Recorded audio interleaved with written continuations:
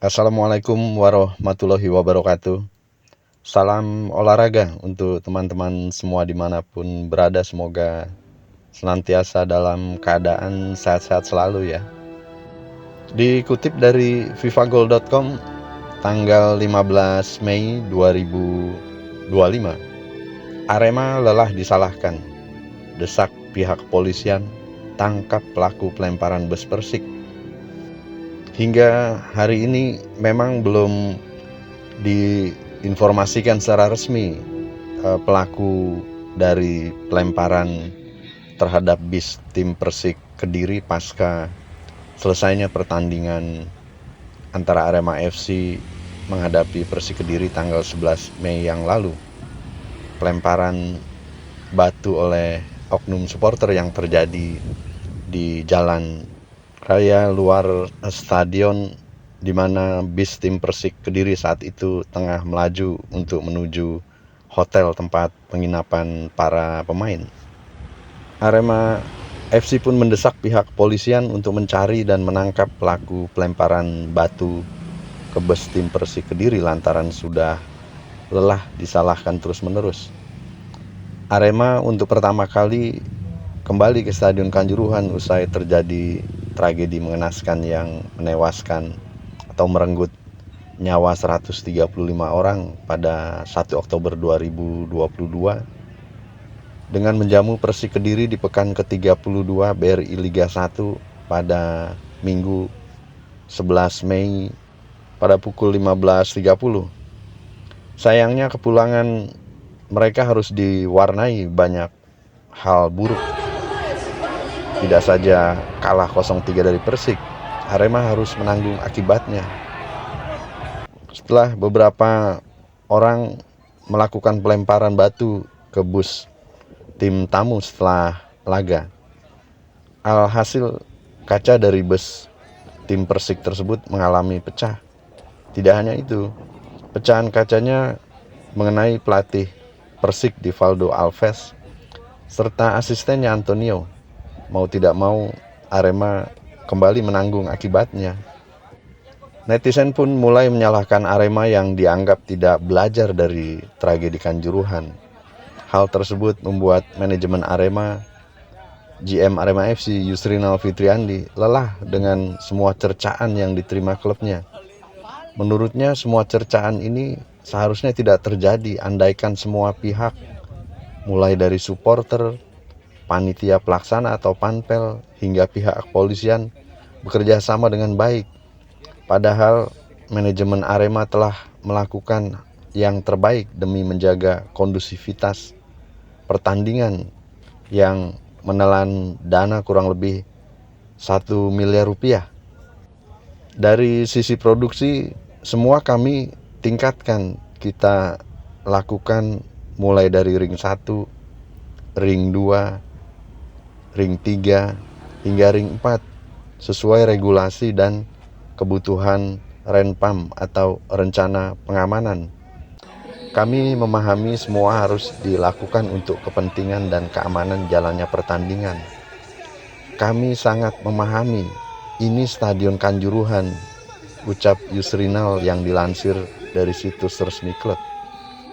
Memang pada saat pertandingan berlangsung selama 2 kali 45 menit plus extra time, semuanya berjalan lancar dan terkendali di dalam stadion.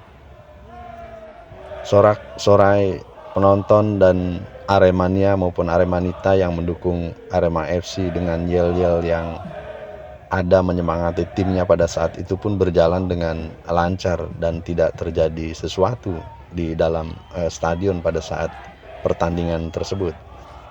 Kembali dari vivagol.com yang kami kutip tanggal 15 Mei 2025. Manajemen selalu jadi bahan cercaan seolah pelaku utamanya pelemparan bus.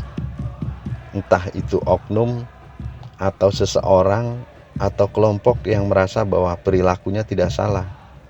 Sekali lagi, kejadiannya terjadi di area zona 4 di luar kawasan stadion dan jauh dari kewenangan panpel. Semestinya bisa diantisipasi. Untuk itu, Yusrinal kembali mendesak pihak kepolisian mengusut, menangkap, dan mengungkap pelaku pelemparan bus Persik ini. Tidak hanya itu, ia juga meminta agar semua orang yang bersinggungan langsung maupun tidak langsung dengan Arema berubah. Polisi harus tangkap dan ungkap pelaku dan motif pelemparan bus Persik Kediri. Jika pelaku kecewa dengan yang terkait penyelenggaraan pertandingan atau kecewa karena Arema FC kalah, kenapa tidak dilimpahkan ke kami sasaran tersebut, bukan kepada tim tamu? Ujar Yusrinal Fitriandi. Ia pun menambahkan, semua harus berubah. Manajemen sudah selalu menjalankan semua arahan dan masukan yang datang. Berbagai forum komunikasi pun sudah kami lakukan antar pemangku kebijakan. Kami selalu berkoordinasi. Ayo berfakta integritas. Jangan semuanya salah manajemen. Introspeksilah. Tutup Yusrinal Fitriandi, GM Arema FC.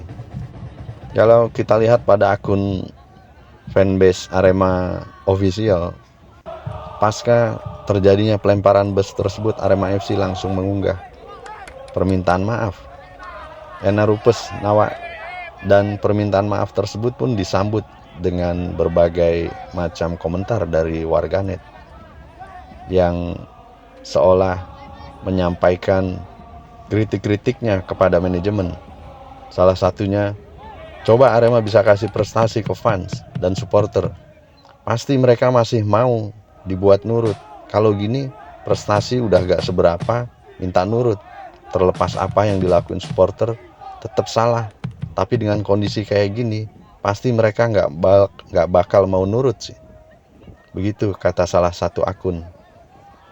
Dan beberapa akun lainnya seperti tertera di gambar ini ya, teman-teman.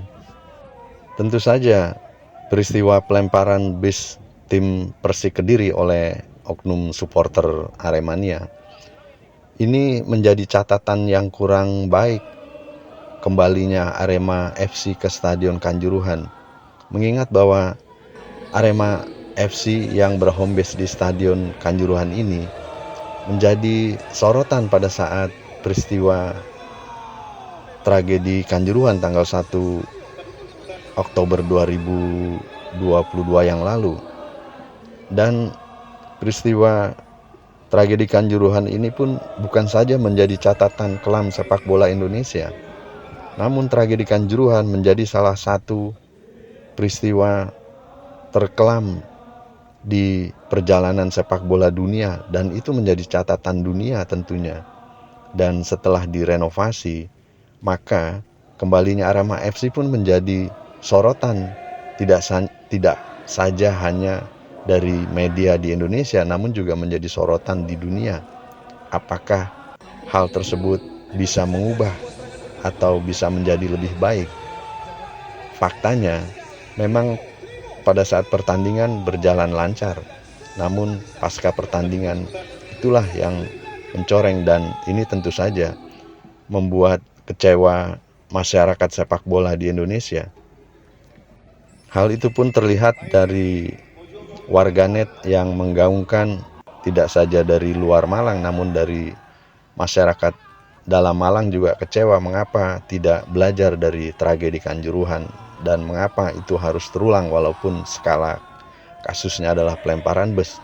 Semestinya hal itu tidak terjadi lagi. Kita berharap pelaku pelemparan bis Persik Kediri segera tertangkap oleh pihak kepolisian yang terus mengejar dan mendalami video-video CCTV yang ada. Begitu sedikit informasi perihal pelemparan bis tim Persik Kediri yang masih belum tertangkap pelakunya. Terima kasih keikhlasannya telah menyaksikan video-video kami dan juga mensubscribe channel kami. Sampai berjumpa pada video-video kami selanjutnya.